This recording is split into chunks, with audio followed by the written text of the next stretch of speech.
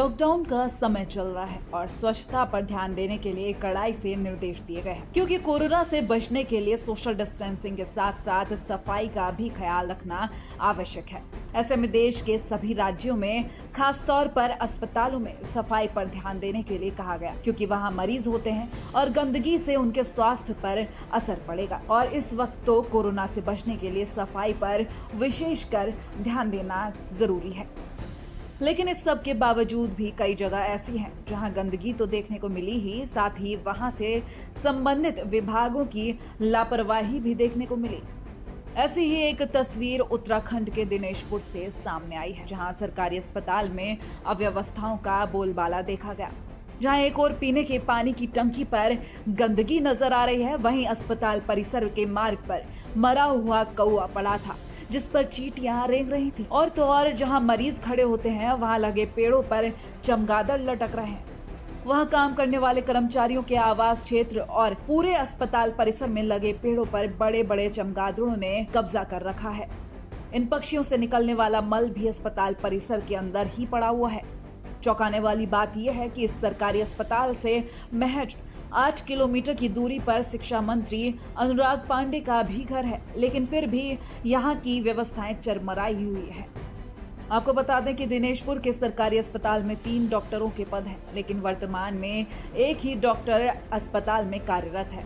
इस पर कांग्रेस के वरिष्ठ नेता जयंत सरकार ने कहा कि पूर्व मुख्यमंत्री हरीश रावत ने अस्पताल का उच्चीकरण किया था और 3 डॉक्टरों की नियुक्ति की गई थी।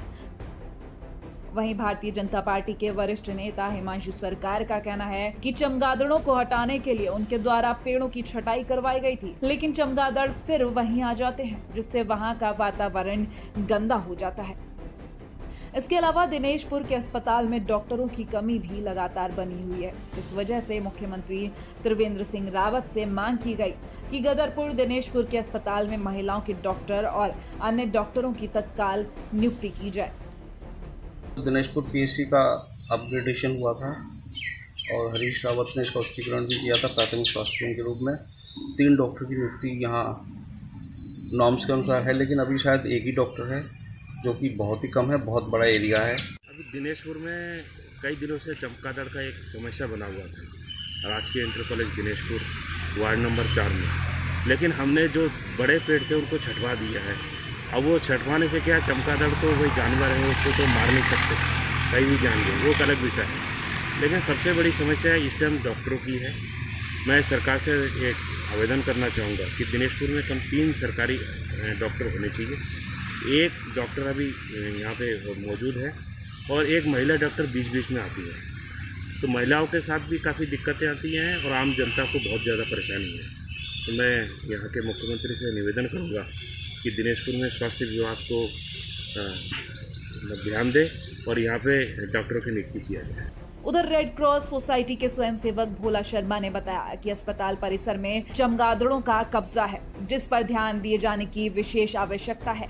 साथ ही गदरपुर के वरिष्ठ पशु चिकित्सा अधिकारी का इस पर कहना है कि मीडिया द्वारा दिखाए गए दृश्य में जो चमगादड़ दिख रहे हैं उनकी प्रजाति का निर्धारण वीडियो से संभव नहीं होता, लेकिन कोरोना वायरस से उनका संबंध भी जोड़ने की आवश्यकता नहीं है। लेकिन फिर भी सवाल ये उठता है कि इस तरीके से अगर पक्षी या चमगादड़ अस्पताल के आसपास मंडराएंगे या अस्पताल परिसर में रहेंगे और गंदगी फैलती रहेगी, तो इससे कोरोना का संक्रमण फैलने का खतरा बढ़ सकता है। साथ ही साथ जब सफाई पर खास ध्यान देने के लिए केंद्र सरकार की तरफ से निर्देश दिए गए, तो उत्तराखंड सरकार पर सवालिया निशान खड़ा होता है कि क्यों सफाई पर विशेष ध्यान नहीं दिया गया, क्यों वहां के डीएम ने निरीक्षण नहीं किया। चमगादड़ जो बहुत टाइम से हैं, ये अस्पताल के पीछे एक बड़ा पेड़ है, उसमें ये बरसों से हैं, तो इसको हटाने की व्यवस्था होनी चाहिए।